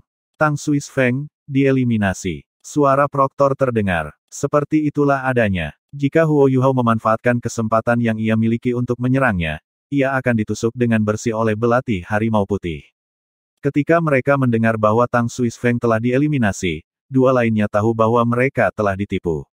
Sebagai siswa Akademi Shrek, mereka telah berlatih di akademi selama bertahun-tahun. Pengalaman pertempuran mereka relatif berlimpah, sehingga mereka tidak repot-repot memikirkan bagaimana Huo Yuhao menipu mereka. Sebaliknya, mereka secara bersamaan meluncurkan serangan ke arahnya. Alat jiwa yang mereka gunakan untuk menyerangnya keduanya diletakkan di lengan mereka, dan keduanya serupa. Ada kotak emas di masing-masing lengan mereka, yang ketika diaktifkan, 3 tabung emas tipis secara bersamaan akan memancarkan sinar cahaya putih. Ini adalah alat jiwa kelas 2 yang dikenal sebagai sinar cahaya jiwa. Prinsip di balik itu adalah untuk mengompresi kekuatan jiwa pengguna melalui penggunaan formasi yang terletak di dalam inti jiwa dan kemudian memecatnya. Itu memiliki jumlah daya destruktif yang relatif baik. Ada banyak cara untuk memeriksa kekuatan alat jiwa, tetapi faktor paling penting yang dipertimbangkan adalah kekuatan destruktif, jangkauan serangan, dan radius serangan. Serangan kelas 2 Soul Light Ray bisa mencapai 100 meter, dan kekuatan penghancurnya kira-kira sama dengan keterampilan jiwa jarak jauh dari Soul Grandmaster. Ye Chanying dan Ling Xue secara bersamaan membuat gerakan mereka saat mereka menembakkan 6 sinar cahaya masing-masing. Meskipun mereka tidak berkoordinasi dengan baik satu sama lain, mereka berdua sangat akrab dengan cara mereka bertarung dengan seorang insinyur jiwa. Kedua belas sinar cahaya itu merangkum area yang sangat luas dan menyegel Huo Yuhao dari menghindari serangan mereka. Namun, begitu mereka menembakkan sinar cahaya jiwa mereka, mereka merasa diri mereka linglung untuk sesaat. Ini menyebabkan serangan mereka sedikit menyimpang dari target yang dituju. Pada saat ini, mereka berjarak sekitar 30 meter dari Huo Yuhao. Meskipun serangan mereka hanya sedikit menyimpang, itu secara eksponensial meningkatkan waktu yang mereka ambil untuk menghubunginya. Huo Yuhao segera mengaktifkan Ghost Shadow Perplexing Tracks, yang menyebabkan sosoknya sedikit berkedip. Dia secara akurat menemukan tempat di mana kedua belas sinar cahaya tidak akan mencapai dia, sehingga menyebabkan serangan mereka melewatinya tanpa membahayakan. Pada saat yang sama, Huo Yuhao mengangkat tangannya. Alat jiwa di lengannya identik dengan Ye Chanying dan Ling Xue, mereka berdua potongan logam hitam seperti pergelangan tangan yang telah diikat ke lengannya. Kotak-kotak logam terbuka mengikuti gerakan ototnya, yang menyebabkan 3 tabung kecil menampakkan diri di masing-masing dari 2 pengawal. Yan Chanying dan Ling Xue segera merilis perisai jiwa portabel kelas 2 untuk mempertahankan diri. Setelah Soul Light Ray dipecat, itu akan memasuki periode cooldown pendek yang akan mencegahnya dipecat berulang kali. Namun, seperti meriam jiwa stasioner yang tidak menyebabkan ledakan berdering, alat jiwa seperti cahaya jiwa Huo Yuhao tidak menyebabkan sinar cahaya muncul. Sebaliknya, mereka melengking memekakkan telinga. 6 baut tembakan kilat ke arah Ye Chanying dan Ling Xue. Namun, mereka tidak memiliki jejak cahaya yang mengikuti mereka. Ketika 6 garis putih cahaya menghantam perisai mereka, sebuah pemandangan yang menakjubkan terjadi, riak putih mulai muncul di perisai mereka, sampai segera setelah itu sesuatu benar-benar mengebor mereka.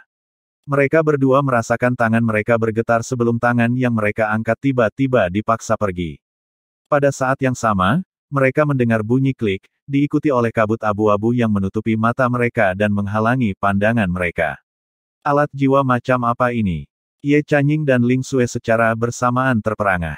Namun, sebagai penguasa jiwa, mereka tidak hanya memiliki alat jiwa, mereka juga memiliki keterampilan jiwa mereka sendiri. Ling Xue buru-buru mundur sementara secara bersamaan melepaskan sepetak besar salju dari tubuhnya yang keduanya menghalangi garis pandang Huo Yuhao dan menyebarkan kabut abu-abu di sekitarnya. Jiwa bela dirinya adalah snow. Salju berbeda dari es dalam ketangguhan es yang membuatnya sehingga seorang guru jiwa yang memilikinya dapat menjadi seorang guru jiwa pertempuran, sedangkan salju hanya dapat digunakan untuk bantuan. Dengan demikian, Ling Xue dianggap sebagai guru jiwa tipe tambahan. Spesialisasinya adalah menggunakan snow untuk mengubah lingkungan dan menyembunyikan dirinya, lalu menggunakan alat jiwanya untuk menyerang. Hanya karena jiwa bela dirinya telah cocok untuk membiarkannya menjadi insinyur jiwa bahwa dia bergabung dengan Departemen Alat Jiwa. Reaksi Ye Chanying juga tidak lambat. Cincin jiwa keduanya menyala, yang menyebabkan tubuhnya bergetar dan 3 klon bayangan muncul. Jiwa bela dirinya adalah bayangannya. Lengan mereka telah terjatuh, sehingga mereka tidak bisa menembakkan sinar cahaya jiwa mereka untuk waktu yang singkat. Selanjutnya, perisai jiwa mereka telah rusak. Karena itu, mereka memilih untuk membela diri sementara mereka berusaha membingungkan lawan mereka. Dalam rentang tabrakan singkat mereka, Huo Yuhao sebenarnya berhasil mendominasi seluruh bidang, meskipun ditempatkan dalam skenario 1v3. Siapa yang mengira ini sebelum ujian dimulai? Cahaya di bawah kaki Huo Yuhao menyala lagi, yang menyebabkan dia menembak ke depan. Pada saat yang sama, bola cahaya di punggungnya menyala, yang menyebabkan cahaya di bawah kakinya tumbuh lebih kuat. Thruster kelas 2 dapat secara instan meningkatkan kecepatan master jiwa dalam satu arah untuk sesaat, dan alat jiwa di bawah kakinya adalah thruster yang bervariasi kecepatan. Dia bahkan belum menjadi insinyur jiwa selama setahun penuh. Bahkan, dia terutama mengarahkan upayanya untuk menciptakan alat jiwa yang meningkatkan kecepatannya untuk menggabungkannya dengan deteksi spiritual. Karena ini, alat jiwa di pergelangan tangannya tidak memiliki kekuatan serangan yang memadai. Pada saat itu, Huo Yuhao mengambil keuntungan dari kenyataan bahwa kedua lawannya saat ini akan habis-habisan untuk membela diri dan menghindari serangannya untuk keluar dengan kecepatan penuh. Pada saat yang sama, dua cincin jiwa di sekitar tubuhnya tiba-tiba berubah menjadi satu. Thruster yang bervariasi kecepatan yang dipakainya memiliki gaya propulsi yang relatif rendah. Dia bisa menggunakannya untuk mempercepat, tetapi sejauh mana dia bisa mempercepat tidak besar, keuntungannya terletak pada kenyataan bahwa ia dapat menggunakannya untuk mengubah arah dengan cepat. Thruster kelas 2, di sisi lain, adalah alat jiwa yang dia gunakan untuk sebagian besar meningkatkan kecepatannya dalam satu arah. Meskipun dia hanya bisa sedikit mengubah arah yang dia tuju saat menggunakannya, ledakan jarak pendek yang diberikan padanya memungkinkan dia untuk mengejar ketinggalan dengan sprint habis-habisan dari seorang master jiwa tipe ketangkasan 3 cincin. Kedua pihak awalnya memiliki jarak 30 meter di antara mereka, namun Huo Yuhao bisa muncul tepat di depan mereka dalam sekejap mata menggunakan ledakan kecepatan ledakan ini. Ye Chanying dan Ling Xue telah dimasukkan ke dalam kondisi yang agak menyesal oleh kabut abu-abu Huo Yuhao. Sebelum mereka bisa menghilang sepenuhnya di tengah salju Ling Xue, dia sudah mencapai mereka. Keduanya sangat terkejut ketika dia muncul di depan mereka, mengungkapkan kelemahan yang merupakan kerja sama mereka yang tidak dikenal. Ye Chanying buru-buru berlari ke kiri, sementara Ling Xue dengan cepat mundur. Mereka langsung dipisahkan karena ini. Semua kepingan salju yang dilepaskan Ling Xue langsung jatuh ke tanah tanpa peringatan sebelumnya, membuatnya takjub. Akibatnya, penghalang antara dia dan Huo Yuhao benar-benar lenyap. Pada saat yang sama, Huo Yuhao berkecepatan penuh muncul di depannya dan meraihnya dengan tangannya yang seperti kristal, berlian yang bersinar dengan kemegahan. Ling Xue tanpa sadar mengangkat tangannya. Di saat panik, dia hanya bisa melepaskan Soul Light Ray-nya. Tembakan cahaya 6 sinar segera melesat ke arah Huo Yuhao seperti sambaran petir. Pada saat itu, pemandangan aneh terjadi. 6 sinar cahaya yang menyala dari Soul Light Ray milik Ling Xue tiba-tiba tersebar di 4 arah yang berbeda. Ternyata, tangannya berada di tempat yang tepat untuk menghalangi sinar cahaya sinar Ling Xue. 6 sinar cahaya langsung terpantul saat mereka bersentuhan dengan tangannya.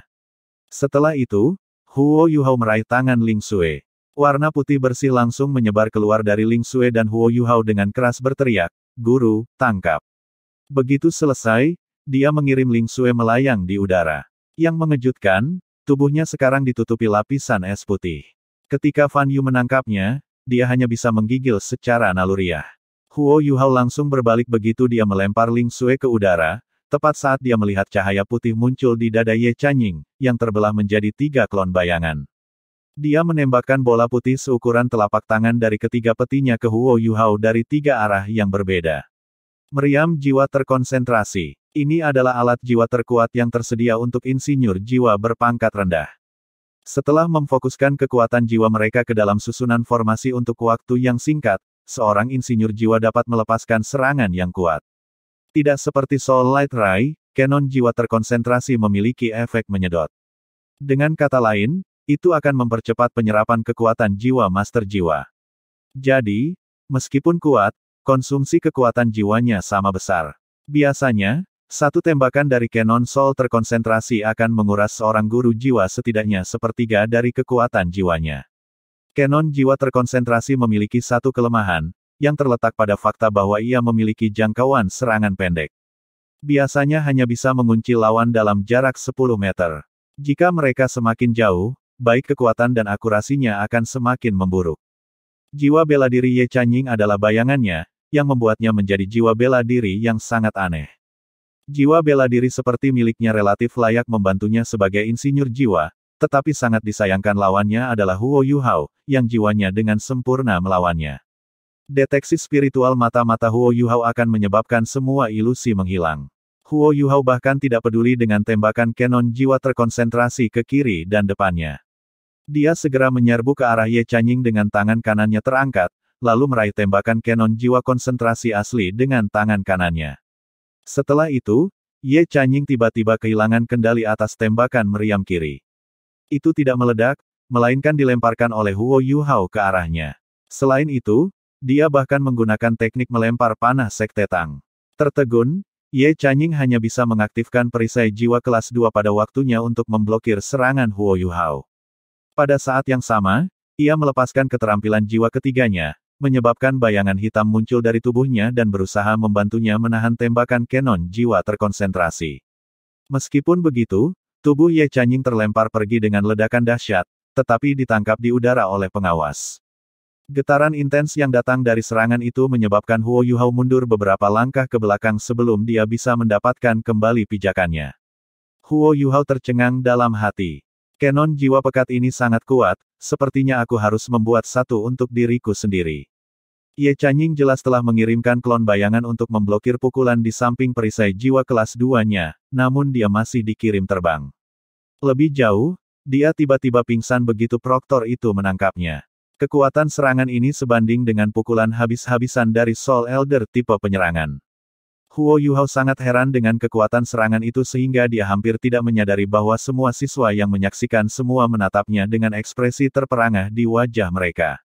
Hanya bagaimana seorang siswa berusia 12 atau 13 tahun melakukan ini. Dia hanya seorang Soul Grandmaster, dan dia masih seorang insinyur jiwa kelas 2. Dia bahkan tidak lebih kuat dari lawannya. Namun, dia masih bisa mengalahkan mereka bertiga sendirian. Bukan saja dia menang, dia melakukannya dengan cara yang spektakuler. Seluruh pertempuran telah berjalan dengan lancar, dan dia tampaknya tidak membuat kesalahan, ini jelas merupakan kemenangan tanpa cacat. Bahkan Fan Yu tidak mengharapkan Huo Yuhao untuk memberikan kinerja yang begitu sempurna dalam ujiannya. Pada kenyataannya, keikutsertaan seorang insinyur jiwa kelas 2 dalam tes kemajuan hanyalah formalitas belaka. Tes reguler mereka, dengan kata lain penciptaan alat jiwa mereka, lebih penting bagi mereka. Ini terutama benar untuk prestasi mereka di bidang ukiran susunan formasi. Itu adalah pertandingan 1v3, namun dia meraih kemenangan tanpa cacat. Dia memulai pertandingan dengan menggunakan imitasi untuk memalsukan aktivasi alat jiwa stasioner, telah menekan Snow Ling Sui, kemudian memblokir Soul Light Ray menggunakan Pincer Ice Empress, Tiran, sebelum akhirnya membeku dan mencerminkan jiwa terkonsentrasi Ye Chanying Kenon kembali ke arahnya. Terlepas dari apakah itu adalah prestasinya dalam pertempuran, keterampilan pengambilan keputusannya, atau penggunaan jiwa bela diri dan alat jiwanya, Huo Yuhao benar-benar sempurna. Selanjutnya, alat jiwa yang dia tembakkan dari lengannya telah menyebabkan Fan Yu tersenyum sedikit. Ketika Huo Yuhao pertama kali membuatnya, ia memberi Fan Yu kejutan besar karena filosofi baru penciptaan alat jiwa yang telah ia ciptakan. Alat jiwa di lengannya yang menyerupai sinar-sinar jiwa sebenarnya miniatur stationary soul crossbows yang dia buat. Alasan dia bisa menghancurkan perisai jiwa kelas 2 sebenarnya sangat sederhana, dia menggunakan serangan yang setengah fisik dan setengah energi. Ini memungkinkan dia untuk memecat mereka menggunakan kekuatan jiwanya. Karena ini hanya sesi perbandingan catatan, dia menembakkan bantalan bola bukannya baut panah. Bantalan bola yang telah dilepaskan oleh kedua busur panah telah mengenai lengan Ye Chanying dan Ling Sui dan melepaskan kabut abu-abu yang menghalangi garis pandang mereka. Langkah semacam ini benar-benar mencapai puncak akurasi. Alasan Huo Yuhao sebenarnya sangat sederhana. Mengapa alat jiwa stationary selalu harus melepaskan shell meriam yang kuat? Melakukannya dengan cara seperti itu memang akan menghasilkan serangan yang kuat, tetapi biaya produksinya akan sangat tinggi. Jika dia bisa menggabungkan teknik penciptaan alat jiwa dan senjata tersembunyi Sekte Tang untuk menciptakan Stationary Soul Crossbow, dia akan dapat menggabungkan kekuatan pendorong alat jiwa dan mekanisme panah otomatis ke dalam serangannya. Melakukan ini akan memungkinkan dia untuk menggabungkan serangan material dan serangan berbasis energi bersama, dan akan membiarkan dia menggunakan panah yang berbeda berdasarkan situasinya. Bukankah itu membuat serangannya jauh lebih fleksibel? Cara berpikirnya sangat bermanfaat bagi Departemen Alat Jiwa. Ini juga alasan bahwa Fan Yu sangat menyukainya, dan juga merupakan alasan utama mengapa Soul Tool Departemen bersikukuh karena mereka tetap tinggal dengannya. Dia terlalu berbakat di bidang penciptaan alat jiwa. Masalah terbesar dengan senjata tersembunyi Sekte Tang tidak benar-benar terletak pada kekuatan mereka. Ada beberapa yang benar-benar memiliki serangan yang sangat kuat. Alasan utama mereka menolak selama waktu adalah jangkauan serangan pendek mereka. Namun, jika Anda bisa menambahkan jangkauan serangan alat jiwa ke pola serangan senjata tersembunyi, bukankah Anda akan membuat alat jiwa yang baru? Huo Yuhao telah merancang miniatur Stationary Soul Crossbow berdasarkan ide ini. Itu tidak mengkonsumsi terlalu banyak kekuatan jiwa, tapi itu masih cukup kuat. Seperti Soul Light Ray, jangkauan serangannya adalah 100 meter. Lebih jauh lagi, itu bahkan bisa menghancurkan perisai jiwa kelas 2. Tapi kekuatannya bukan poin utama, keunggulan terbesarnya terletak pada fleksibilitasnya yang tinggi. Pada waktu bersamaan, berapa banyak jenis alat jiwa yang dapat diteliti dengan bantuan prototipe ini? Ini adalah masalah yang mengejutkan dunia bagi Departemen Alat Jiwa Akademi Shrek. Tentu saja, mereka jelas membutuhkan lebih banyak eksperimen teoretis dan praktis untuk penelitian lebih lanjut tentang subjek ini. Tetapi dengan prototipe ini, mereka setidaknya tahu kemana harus pergi. Fan Yu menatap Huo Yuhao, yang tiba di depannya, dan dengan tulus berkata, "Nak, kamu benar-benar harapan dari Soul Tool Departemen." Lebih tepatnya, saya bermaksud mengatakan bahwa koordinasi antara alat jiwa Anda dan jiwa bela diri Anda benar-benar sempurna. Anda lulus ujian. Petik 2. Ling Xue masih menggigil dalam pelukan Fan Yu ketika dia mengatakan ini.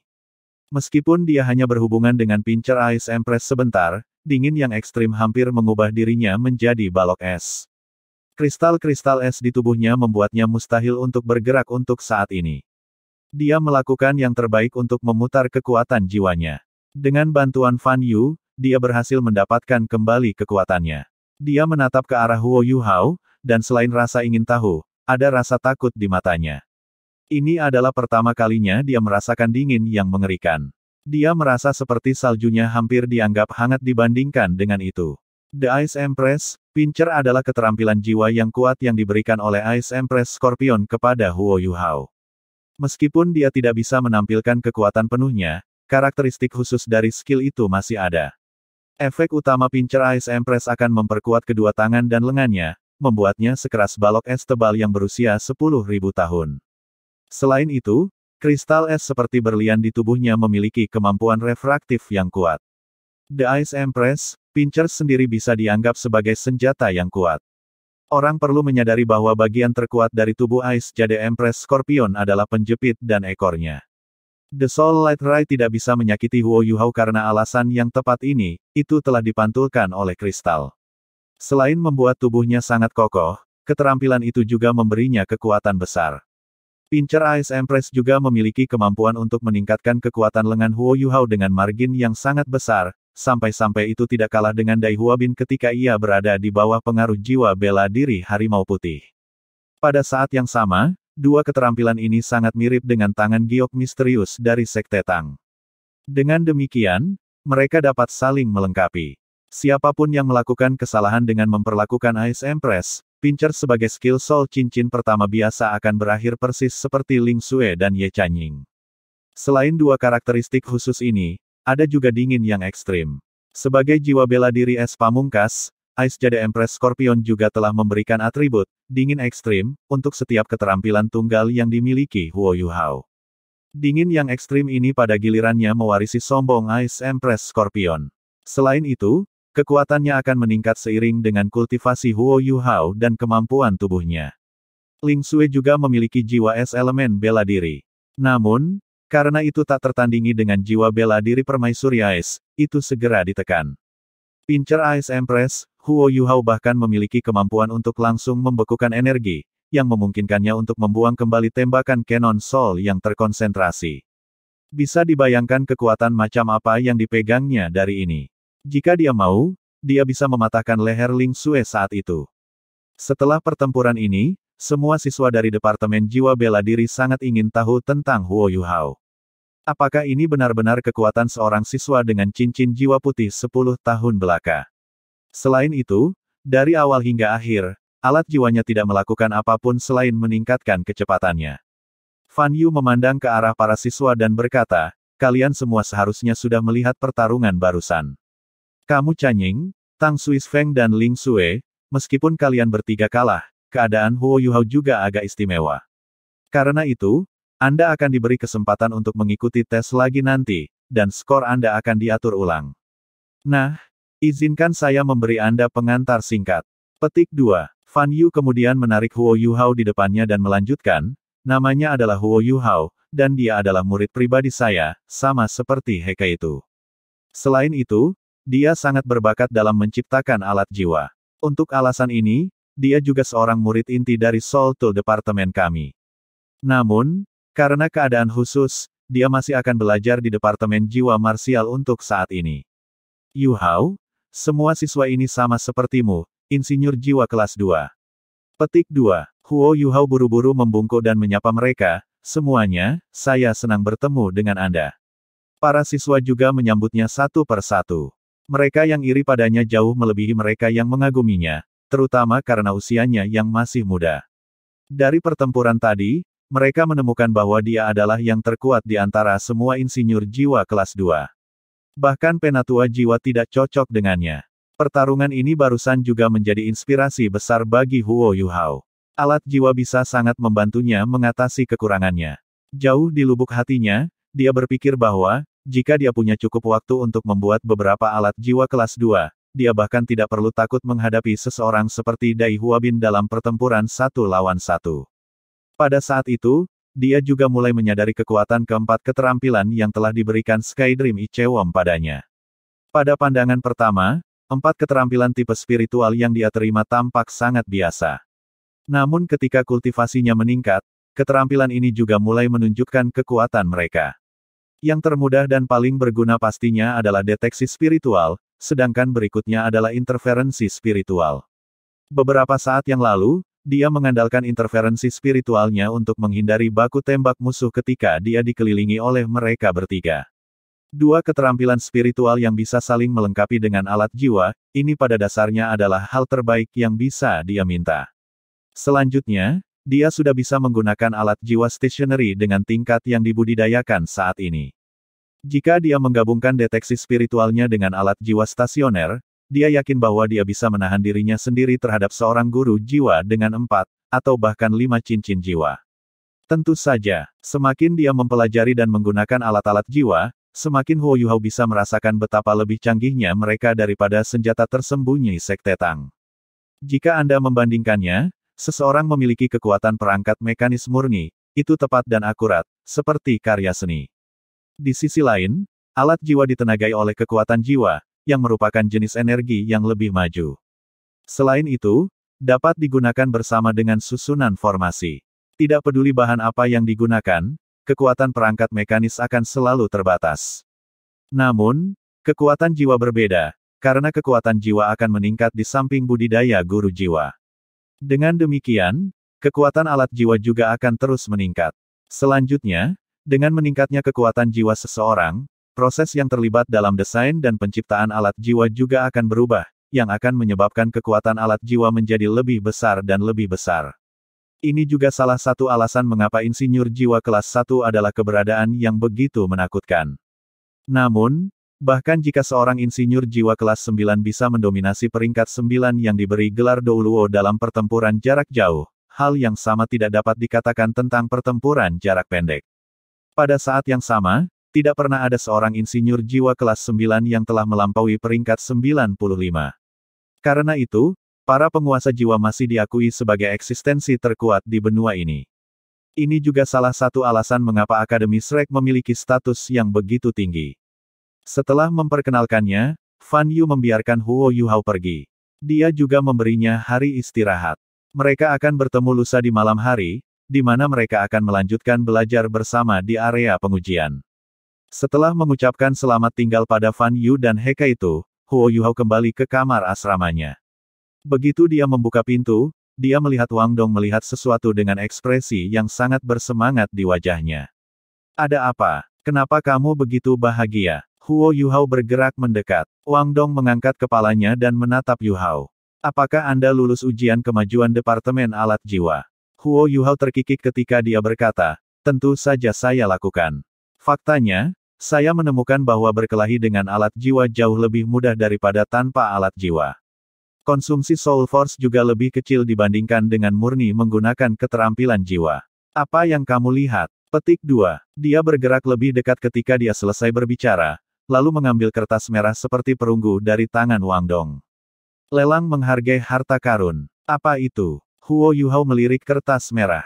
Di atasnya, Huo Yu Hao melihat bahwa siswa inti Akademi Shrek diundang ke lelang apresiasi harta untuk melihat barang-barang yang akan dipajang. Wang Dong tersenyum, lalu berbalik dan duduk. Dia dengan bersemangat menjelaskan, saya melakukan riset. Lelang menghargai harta karun ini adalah sesuatu yang diciptakan untuk Akademi Shrek kami. Namun, sudah dibagi menjadi beberapa kategori. Sebagai contoh, bagian ini secara khusus ditujukan kepada kita murid inti. Petik 2. Huo Yuhao dengan humoris menjawab, jelaskan dirimu dengan jelas. Saya tidak mengerti apapun yang baru saja Anda katakan. Petik 2. Wang Dong menatapnya kosong dan berkata, itu karena kamu bodoh. Lelang harta menghargai ini dijalankan oleh organisasi pedagang besar di kota Shrek. Bukankah kota Shrek kita adalah pusat bisnis besar? Bukan hal yang aneh bagi pedagang dari berbagai negara datang ke sini untuk melakukan transaksi. Ketika para pedagang yang tinggal di kota Shrek mendapatkan sesuatu yang baik, mereka akan melelangnya di lelang apresiasi harta Akademi Shrek kami. Terus terang, kita harus memilih dulu, dan sisanya akan dilelang nanti. Petik 2. Huo Yuhao terkejut ketika dia bertanya, nyata. Apakah para pedagang itu bahkan mendapatkan sesuatu dari ini? Ini tidak seperti semua orang di akademi kita kaya. Petik 2. Wang Dong mendengus dan menjawab, tentu saja mereka mendapatkan sesuatu. Mereka mendapatkan niat baik akademi. Tidak semua orang di akademi kaya, namun bagaimana menurut Anda kota Shrek ada? Itu semua berkat Akademi Shrek kami. Akademi kami bukan hanya akademi nomor 1 di benua itu, ia juga memiliki kekuatan militer yang menakutkan. Selama Akademi Shrek ada di sini, kota Shrek tidak akan pernah jatuh. Bahkan jika semua bangsa di benua itu berperang satu sama lain, tidak ada dari mereka yang berani berperang di sini. Karena itu, membangun hubungan yang baik dengan Akademi Shrek kami adalah demi kepentingan terbaik para pedagang itu. Petik 2. Ketertarikan Huo Yuhao muncul ketika dia mendengar ini. Jadi hal-hal baik apa yang dilelang di lelang apresiasi harta ini? Wang Dong berkata, lelang harta karun terutama dibagi menjadi 3 kategori. Yang pertama dicadangkan langsung untuk akademi. Misalnya, jika Departemen Alat Jiwa Anda membutuhkan beberapa logam langka, mereka dapat membelinya langsung dari sana. Hal yang sama berlaku untuk artikel pengajaran dari Departemen Jiwa Marsial. Akademi juga dapat memesan barang-barang seperti bahan berharga. Namun, ini hanya beberapa contoh. Selain barang-barang yang dijual ke akademi dan para guru, tidak akan ada banyak barang berkualitas tinggi lainnya. Petik 2. Setelah itu, ada 2 kategori lainnya. Kategori-kategori ini disediakan untuk kami, para siswa, dan Anda dapat menemukan beberapa hal baik di sini. Salah satu kategori ini ditujukan untuk siswa halaman dalam, dan barang-barang di sana cukup berkualitas tinggi. Menurut rumor, tulang jiwa dijual di sana sepanjang waktu. Namun, hanya siswa halaman dalam yang memenuhi syarat untuk memasuki pelelangan itu. Sebenarnya tidak ada yang bisa kita lakukan tentang itu. Setelah itu, ada tempat yang tertulis di surat undangan ini. Hanya murid inti dari halaman luar yang diizinkan masuk. Petik 2. Bab 56, Lelang Penghargaan Harta. Lelang penghargaan harta karun untuk murid inti akan dimulai malam ini. Meskipun lelang penghargaan harta karun kami ini tidak sebagus lelang halaman dalam, saya pernah mendengar bahwa ada banyak item bagus di sana. Misalnya, pil obat, jamu dan bahkan cincin jiwa yang dibuat khusus. Ada juga item yang berhubungan dengan alat jiwa. Bagaimanapun, semua barang berkualitas tinggi. Apakah kamu pergi? Petik 2. Huo Yuhao tertawa pahit dan berkata, aku tidak akan pergi. Saya hampir tidak punya uang jadi apa gunanya pergi. Karena hanya akan ada barang bagus di sana, mereka tentu akan mahal. Tidak apa-apa jika aku tidak suka apa-apa, tapi kalau aku suka sesuatu, bukankah aku hanya akan membawa penderitaan pada diriku sendiri? Petik 2. Wang Dong merasa senang ketika menjawab, saya yakin Anda tidak tahu ini, tetapi tidakkah Anda menyebutkan beberapa saat yang lalu bahwa tidak semua senior kita kaya? Apa artinya lelang penghargaan harta ini? Yang benar adalah bahwa kita dapat membeli barang secara kredit. Ini juga alasan mengapa pelelangan tidak terbuka untuk siswa normal. Petik 2. Rasa penasarannya memuncak, Huo Yuhao bertanya, membeli secara kredit. Ceritakan lebih banyak tentang ini. Petik 2. Wang Dong berkata, jangan memandang rendah identitas kita sebagai murid inti. Peluang seorang murid inti dari luar halaman lulus di atas 95%. Selain itu, setiap siswa yang mampu lulus dari halaman luar adalah bakat luar biasa dalam permintaan ekstrim, terlepas dari negara atau industri. Itu karena persyaratan utama untuk lulus dari halaman luar adalah menjadi leluhur jiwa. Petik 2. Karena itu, Apa yang dilakukan bisnis ini adalah berinvestasi pada kami dan potensi kami. Mereka akan mengatur tanggal bagi kita untuk menandatangani perjanjian dengan mereka. Kami kemudian akan membayarnya dengan angsuran tahunan. Kami bahkan dapat menunda pembayaran mereka sampai setelah kami lulus, tetapi dalam hal itu mereka akan mengumpulkan sejumlah kecil bunga dari kami. Petik 2. Aku tahu kamu tidak mengerti bagaimana mereka mendapat manfaat dari ini, bukan? Pertama, karena kita berada dalam hutang mereka, jika mereka memiliki sesuatu untuk ditanyakan kepada Anda atau jika mereka menemukan sesuatu yang bermasalah, bagaimana mungkin Anda tidak membantu mereka? Jika mereka ingin mempekerjakan Anda, bisakah Anda menolaknya? Mengambil langkah mundur, tidak ada salahnya membentuk hubungan yang baik dengan leluhur jiwa yang kuat, kan? Bagaimanapun, setidaknya mereka dapat meningkatkan peluang Anda berbelanja di toko mereka. Anda mungkin tidak memiliki uang sekarang tetapi itu tidak berarti Anda akan selalu miskin di masa depan. Petik 2. Bisnis-bisnis ini sangat lihai dan tidak akan pernah melakukan transaksi yang akan menimbulkan kerugian bagi mereka. Jika kita murid inti dapat memasuki halaman dalam, pembayaran akan meningkat lebih lanjut, dan semua bunga pinjaman akan dihapuskan. Yang perlu kita lakukan hanyalah membayar kembali modal dalam tenggat waktu melalui salah satu dari banyak skema pembayaran.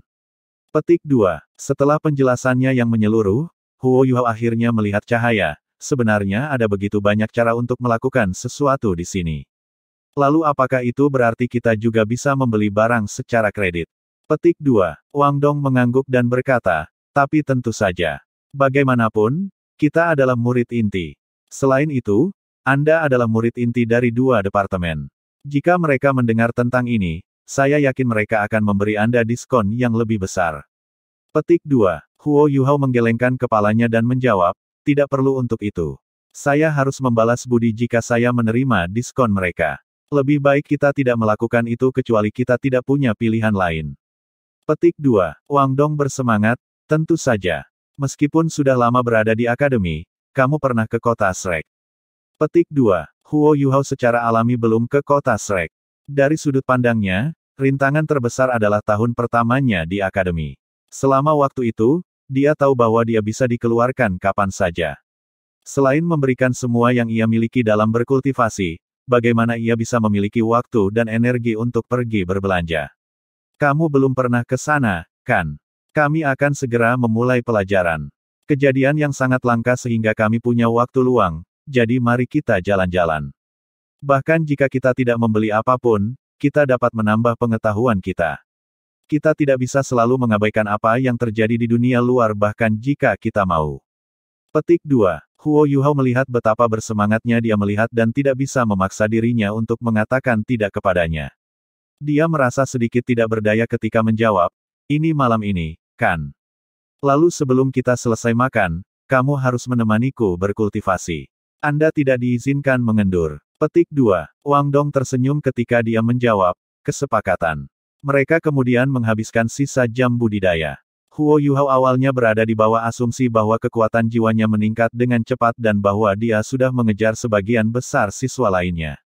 Namun, dia mulai panik ketika dia mendengar guru Wang Yan dan Din Yan menyebutkan bahwa kecepatan di mana seseorang dengan jiwa perkawinan ultimate bisa berkultivasi akan menurun setelah peringkat 30.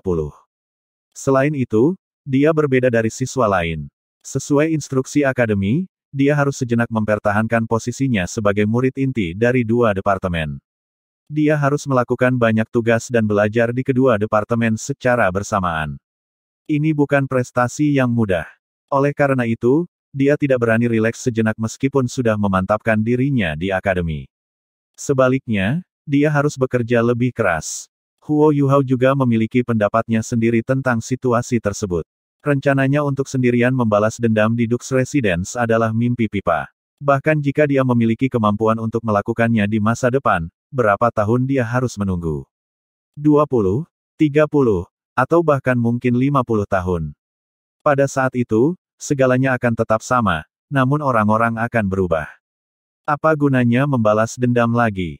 Target yang dia berikan untuk menyelesaikan balas dendamnya adalah 20 tahun. Ini menuntutnya untuk menjadi lebih kuat dan bahkan lebih kuat daripada dirinya saat ini. Akademi Shrek tidak diragukan lagi adalah tempat terbaik baginya untuk terbang. Jadi, Dia harus melakukan yang terbaik dan belajar sebanyak yang dia bisa saat dia ada di sini sehingga dia bisa menjadi lebih kuat. Waktu selalu berlalu sangat cepat ketika bercocok tanam. Langit sudah gelap pada saat keduanya selesai berkultivasi. Setelah mereka selesai makan makanan lezat dan mewah, mereka mengambil surat undangan dan diam-diam meninggalkan sekolah. Tentu, mereka bukan hanya dua yang menerima surat undangan. Para murid inti di halaman luar tersebar di semua kelompok tahun. Misalnya, Dai Huabin, Zulu, Zhou Enchen, dan Chao Jingxuan dari tahun mereka juga telah menerima undangan.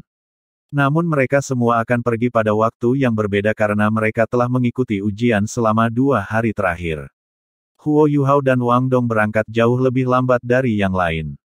Ketika mereka berjalan keluar dari gerbang akademi, Huo Yuhao tiba-tiba berhenti di jalurnya. "Ada apa?" tanya Wang Dong, bingung. Huo Yuhao menjawab, "Apakah Anda tahu bagaimana menuju ke paviliun majelis harta? Saya belum pernah ke kota Shrek sebelumnya. Kamu juga belum pernah ke sana, kan?" Petik 2. Wang Dong mengangkat tangannya dan mengetuk kepala Huo Yuhao. "Bodoh, lihat di belakang surat undanganmu." Sebagai murid inti, Huo Yuhao secara alami menerima surat undangannya sendiri. Dia mengambilnya dan membaliknya. Benar saja, ada peta terperinci yang dicap dalam emas yang menunjukkan lokasi paviliun majelis harta karun di kota Shrek. Meskipun Shrek Academy terletak di dalam kota Shrek, mereka tidak terhubung satu sama lain. Ini juga berarti bahwa tidak ada pintu belakang yang menghubungkan akademi ke kota. Sebagai akibatnya, Huo Yuhao dan Wang Dong harus berjalan keluar dari akademi, menuju ke gerbang selatan atau utara kota dan kemudian masuk melalui gerbang itu. Paviliun apresiasi harta tampaknya lebih dekat ke gerbang utara di peta, jadi mereka secara alami menuju ke gerbang itu. Kota Shrek sangat besar sehingga keduanya mulai berlari segera setelah mereka meninggalkan akademi. Mereka hanya melangkah melalui gerbang utara setelah berlari selama hampir 1 jam. Sebagai salah satu kota tersibuk dan kota paling integral di benua Douluo, kota Shrek adalah kota terindah di malam hari. Begitu mereka melewati gerbang kota, mereka disambut oleh tempat yang bising yang penuh dengan aktivitas. Huo Yuhao terkejut dengan apa yang dilihatnya karena dia belum pernah ke kota sebesar itu, dan dia belum pernah melihat begitu banyak orang sebelumnya dalam hidupnya. Segala sesuatu sejauh mata memandang dapat dipenuhi dengan arus padat orang memasuki atau meninggalkan kota. Selain itu, suara-suara pedagang menjajakan barang-barang mereka membuat segalanya semakin kacau. "Ada begitu banyak orang di sini," kata Huo Yuhao, heran. Wang Dong berkata, "Itu sudah jelas. Sebagai salah satu pusat ekonomi paling berkembang di benua itu, kota Shrek sangat ramai. Kota ini memiliki populasi hampir 5 juta orang, itu hampir sama dengan beberapa kerajaan. Hei, jangan bilang padaku bahwa kamu belum pernah ke kota sebelumnya." Petik 2. Huo Yuhao mengangguk, "Ya, ini adalah kota terbesar yang pernah saya kunjungi." Petik 2. Sambil melihat sekeliling dengan rasa ingin tahu, Huo Yuhao dan Wang Dong berjalan melewati gerbang kota yang luas. Jalan utama kota Shrek sangat lebar dan memungkinkan 8 gerbong untuk melewatinya secara bersamaan. Suasana luas di dalam kota membuat Huo Yuhao kaget saat dia merasakan pandangan dunianya melebar. "Bagaimana? Perjalanan kami tidak sia-sia bukan?" Wang Dong tersenyum. Dia memiliki ekspresi penasaran yang sama di wajahnya, lagi pula, ini juga pertama kalinya dia memasuki kota Shrek. Deskripsi kota Shrek pada peta sangat akurat dan jalannya sangat teratur. Akibatnya, tidak sulit untuk bernavigasi di sekitar kota. Setelah berjalan sekitar 15 menit atau lebih, mereka tiba di paviliun pengumpulan harta. The Treasure Gathering Pavilion adalah toko besar yang berurusan dengan barang-barang yang berkaitan dengan master jiwa dan insinyur jiwa. Jika dilihat dari jauh, orang bisa melihat bahwa itu adalah bangunan besar berlantai 4 yang tingginya lebih dari 20 meter. Bangunan itu sendiri memakan banyak ruang. Itu adalah pemandangan yang mempesona untuk dilihat dari luar, karena menyerupai tumpah ruah. Sebuah bangunan yang mewah ini sudah melampaui jangkauan pemahaman Huo Yuhao. Maka, dia tidak bisa menahan diri untuk tidak melebarkan matanya ketika dia melihat keempat gadis berpakaian Chongsam berdiri di samping pintu paviliun pengumpulan harta.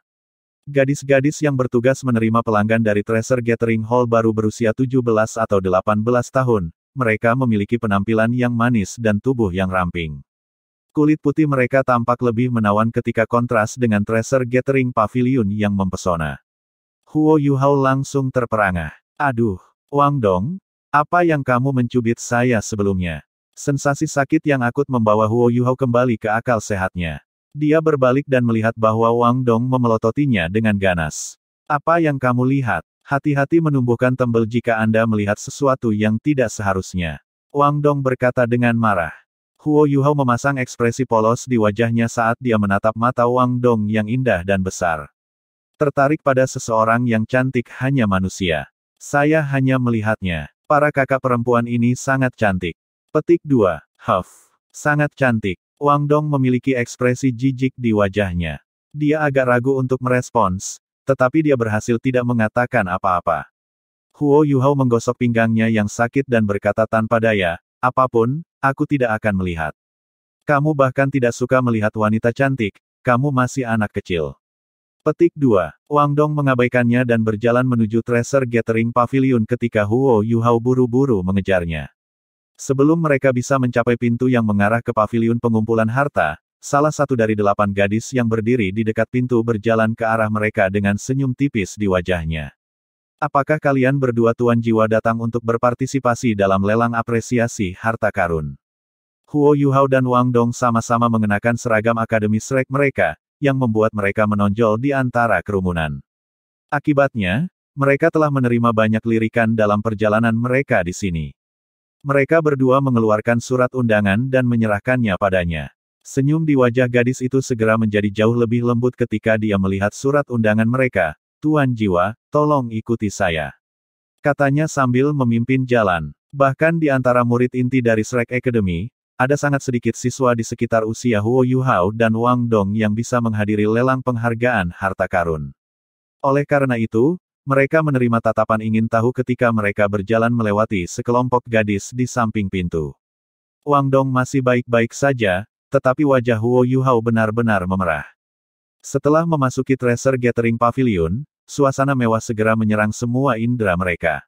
Aula emas sangat mewah dan diterangi oleh cahaya kristal yang tergantung di langit-langit. Kedua sisi aula juga dilapisi dengan 2 baris wanita. Jika dibandingkan dengan 8 gadis mengenakan congsam yang ada di luar, para wanita muda di aula yang mengenakan rok emas pendek bahkan lebih menarik. Wanita-wanita muda ini sedikit lebih muda dan bahan yang digunakan dalam rok mereka sangat tipis, memperlihatkan kaki mereka yang ramping. Semua penampilan mereka sangat memukau dan tubuh mereka sangat indah. Seseorang akan merasa seolah-olah dia telah berjalan ke surga di bumi setelah memasuki aula emas ini. Kami menyambut tamu-tamu terhormat kami. Para wanita muda di aula membungkuk dan menyapa mereka, segera mengejutkan Huo Yuhao dan Wang Dong.